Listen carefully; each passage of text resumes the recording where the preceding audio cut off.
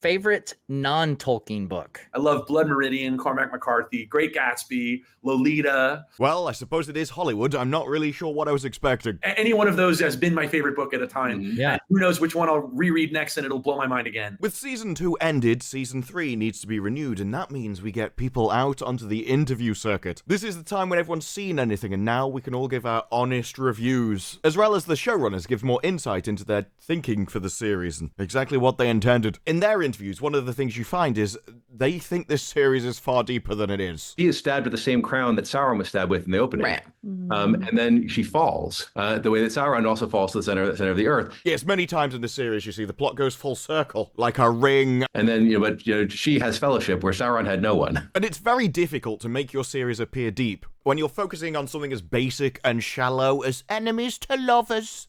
He's evil, but she still likes him. I fell for Halbrand's charms, just like my girl Galadriel. Tall, dark, and handsome, what could you do? It's designed for an altogether different crowd, a different audience than Lord of the Rings is. You would never find people writing about, both times Sauron cried proves just how right Galadriel is about him. He may be evil, but at least he's sorry about it. He is suffering from the burden of evil, and that's why men need to cry. Because if they show emotion, I can fix him. Are you Sauron? I have many names. Just say yes, you insufferable prick. And no matter how Amazon tries to spin it, J.D. Payne revealed that the season is overviewed by the Tolkien estate and a team of Tolkien scholars who all agree with us. His money-grubbing descendants said it was okay. He gave them money. You give me $1 billion, I'll let Sauron cry as well. I always thought his kindness was what love felt like, but when he said it, I felt ill. You do get the feeling that the people at Amazon don't even watch their own show. I mean, first we had this, that Sauron needed to gaslight, gatekeep, and girl boss. That's right, he's menacing in the front, dainty in the back. But the most surprising one is when they came out with these pictures. Defeat is only temporary, and how short it was. It was so temporary, in fact, that they immediately left this utter defeat, went on a hill, and now it's a brief moment of victory. They did nothing in the meantime. No, it was a defeat, but now we're on a hill with a shiny woman. It's all better now. I even said this is a shot of their defeat. They just lost a city, 9 rings of power, Celebrimbor, and an army. And I can only think they're thinking, well, at least we lost Celebrimbor. It's a shame that some of the others made it through, but Celebrimbor died as he lived, getting repeatedly speared by Sauron. Even if that did cause a bit of weird controversy in the interviews. A fun Easter egg thing for I'm sure your fans will enjoy is count the number of arrows that are in Celebrimbor. My favorite thing about these interviews is like, I don't care. It's 5, right? Yeah, there's more than that. Really? There's more than that? Galadriel's dream. There's In the dream. Yeah. Yeah. How many arrows do you get? I don't care. In the dream, count the number of arrows that she sees. Yeah. Okay. Oh, exciting. Thank you. There's 6 in the dream. In fact, J.D. Payne seems to be the only person in that group that cares how many arrows he was shot with. Yeah. Okay, well, it's 9. There's 9. Great. You gave us the 9. Wonderful. Amazing.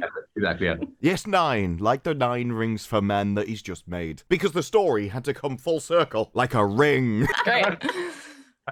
You gave us the 9. Wonderful. Oh, and by the way, just to settle the argument, the 6. Hello, is that really how the first 3 rings were forged? Metalwork has never been sexier. But first up in the interviews, there were some strange digs being made. In the Peter Jackson films, I was the guy looking forward to it. I wonder what Tom Bombadil will look like.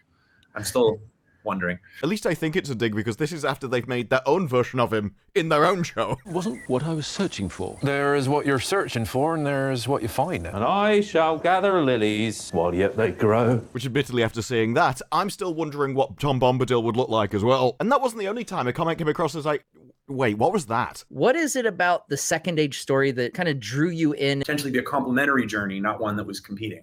At least that's what we thought at the time.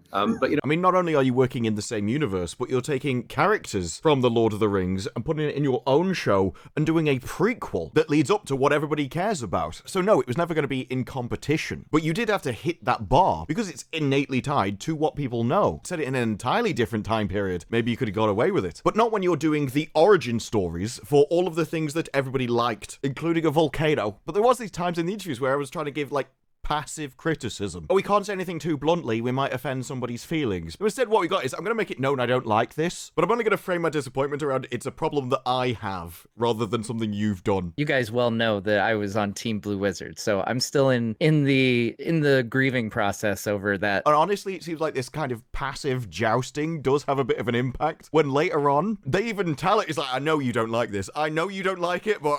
We'll transition to the this is not a good segue. I'm going to transition to the next question. You're resisting your urge to unload on us. We know you're not going to tell us that you don't like it, but we still know, and we want you to know that we know that you don't like it. No, I had 5 other things I was going to say, but we're going to stop right there. Yep. I always thought his kindness was what love felt like, but when he said it, I felt ill. And of course, there is only a handful of topics that could have caused such a reaction. This was the obvious one. I have to ask about this. The kiss. Ah, yes. Okay, obvious to any of the viewers.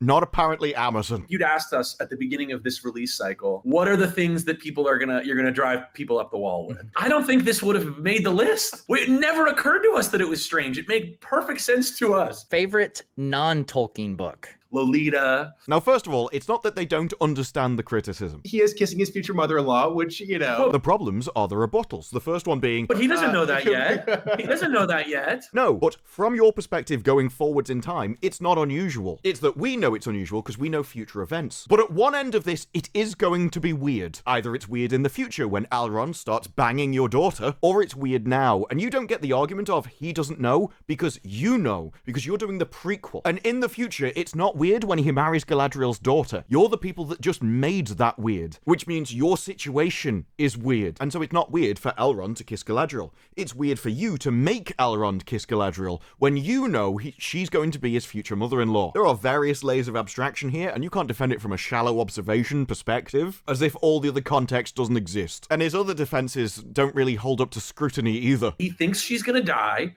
and he's got to get close enough to slip a pin to her. The obvious answer is there's a million ways you could have done that without Elrond investigating her tonsils. But the next statement is something that's so obviously gaslighting, I don't even understand how he could believe it himself. These are elves. They love each other in a platonic way. I mean, firstly, comments about platonic friendship when people are kissing each other on the lips would probably mean more if you hadn't built up the shipping community ever since season 1. Hal and Galadriel, we consider an unlikely Tolkienian pairing. Yeah. And we're sure that some people will be shipping them from, moment one when they see them, but we weren't. I was not. Ever since the first marketing campaign for season 1. If, Sauron is hot, I feel like people will be like, I can fix him. I feel like there's going to be a bit of romance. There's always romance amongst the elves. Human and an elf in like a forbidden romance kind of thing. But also, if we're supposed to believe that this kiss is just between platonic friends, or for some of the other reasons that he gives. Saying goodbye to her, apologizing, forgive me for, being so hard on you all season. And I love their performances. She says, win. Then why do you do this with it? I need to fondle your face. I ship 'em. I don't know why we needed the heroic music. I've got to... Finally, Elrond did something worthy of the heroic music.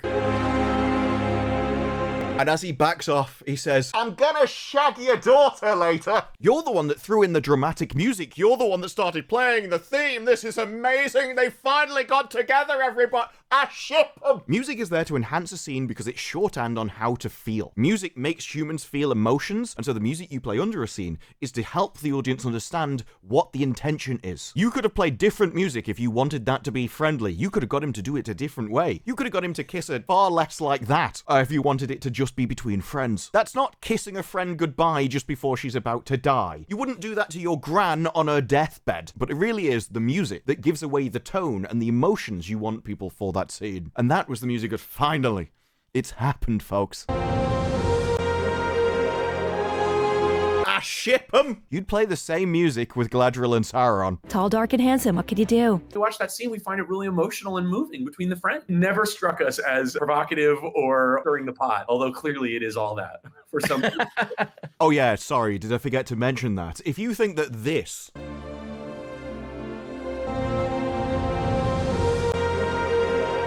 is anything other than just platonic friends saying goodbye, then you're the one with the problem. We'll transition to the net. This is not a good segue. Resisting your urge to unload on it. And now we all know that the stranger, the wizard, is Gandalf, in quite possibly one of the greatest name reveals of all time. Don't be a stranger now.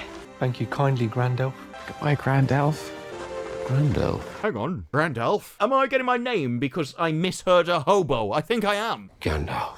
That's what they're going to call me, isn't it? No, Grand Elf. If you haven't got your name from a desert hobo with 50 IQ, I'm not sure you've ever lived. But the most surprising part of the interview is how they talk about coming to this realization. Like, when did you decide that he was going to be Gandalf? We like the idea of a wizard who didn't know who he was and who didn't know where his allegiances should lie and was forging a friendship with some halflings. That's as far as our thinking got. Okay, that's as far as your thinking got for the sort of preparation of season 1, right? And then obviously, because you were making the character, you must have written out at least the outline of his arc across all the series. You had to kind of know where he was going. You at least had to know who he was when this stranger came plummeting down from the sky in an asteroid. Until the end of season 1, where we have some Gandalfy exchanges, and we started being like, oh wow, are we going down this road? And then we had a long conversation between seasons. I'm sorry, you wrote the entirety of season 1 of a guy where you didn't know who he was. How are you supposed to have a character act or act properly? How do you know how he's supposed to talk? How do you know what personality to give him? How to respond to events? If you don't know who a character is, you can't write the character. But worse, it seems like the Gandalfy lines or moments were just coincidental. Oh, you know, when he said follow your nose at the end of the first series, that was just it wasn't deliberate. In fact, it was that told us he was Gandalf. Have some Gandalfy exchanges, and we started being like, oh wow, are we going down this road? And then we had a long conversation between seasons. Oh, are we going down this road? Shouldn't we know? We're writing the show. We're controlling the show. Shouldn't we know who the characters are? It's like, there's this weird sort of attitude as if the story is separate to them. They're not causing it. They're not creating it. They're not in charge of it. The story just kind of exists in the ether somewhere, and they're making it a reality, but at the same time, not responsible for it or in control of it. If you don't like it, it's the story's fault. The story just existed. Gosh, we're gonna have to name this guy, right? The story of, he's a good guy was season 1. He's a good wizard, not a bad wizard. That's all. He was a good guy, not a bad guy. A good wizard, not a bad wizard. Oh, God, we're going to have to name this guy. I mean, we set up a mystery box, but we had no idea what was inside it. Not at all. Gandalf is the Lost of Rings of Power. Yeah, there's a thing we talked with JJ about. That's a JJ thing, a storytelling tool of separating characters that you love. But in Star Wars, and as we looked at all the available possibilities, it became very difficult to imagine a true Lord of the Rings epic without its most beloved character. We got into season 2, and we're still writing down what his mission is and trying to come up with it and going, how on earth are we going to make this guy make sense? It doesn't make any sense. I mean, he could be this entire list of characters. We should probably just pick one of them. Actually, we need Gandalf in it. People like Gandalf. So if we just have it Gandalf, everything is retroactively thought about from writing yourself into a corner. You were left with no other choice. But any story inconsistencies, personality inconsistencies, any of those can happen. There could have been any number of problems because you had no idea who you were going to write. And a good story hints at the answer. There would have been things you look back on and go, oh, okay, maybe that's what they were suggesting there. But all of that is removed when you don't know who you're writing in the first place. And then we found some very deep Tolkien cuts that suggested that maybe he was around earlier than most people assume. And yeah, there is that as well. After we'd written ourselves into a corner and decided that we needed Gandalf because you couldn't have a show without Gandalf in it, then we had to go back to the lore and try and work out if there's any loopholes or excuses we could find. It wasn't that we went to the lore and then found what the story already was and wrote our story to fit with it. No, instead, we're post hoc rationalizing it after the decision has already been made. We want to use Gandalf. Can you find us a reason why we can use Gandalf? Super deep cuts in the mysterious parts of the universe. In the dark matter of his letters, maybe if you look between the atoms, you'll see the hidden spirit of Tolkien going, it's okay, it's okay.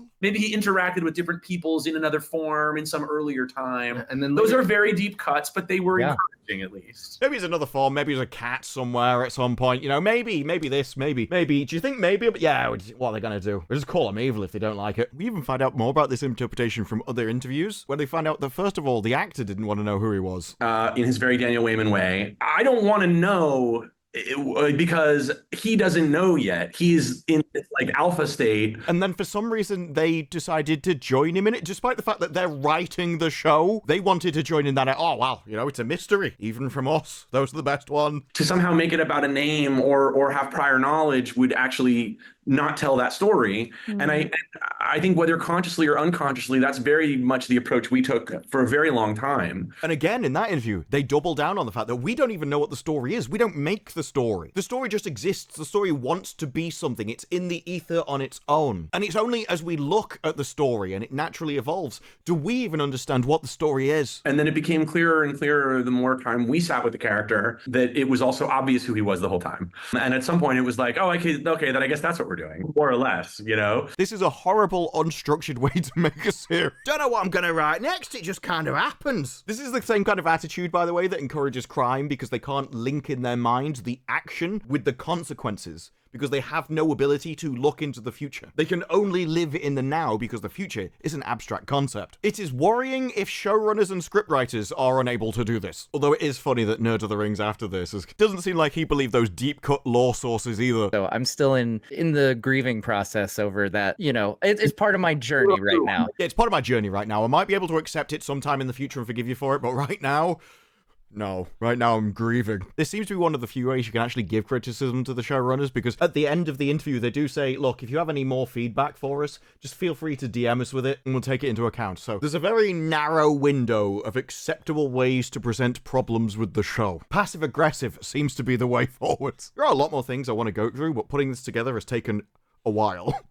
This is mainly some of the mechanical problems that they brought up, but they have also gone into more of their thought process, how they work and the deeper messaging within the series, and also the different parts of a story that people can value. Just like J.D. Payne was more interested in the amount of arrows that Celebrimbor had linking through the story compared to emotions, feelings, crying, and shipping. There are some really insightful interviews about that, which is definitely worth talking about. I'm going to consider this a part one of sorts. So if you're interested in that, let me know down in the comments below. Like the video if you liked the video, subscribe for more videos like this in the future, and I'll see you in the next one. Bye-bye. Ship 'em!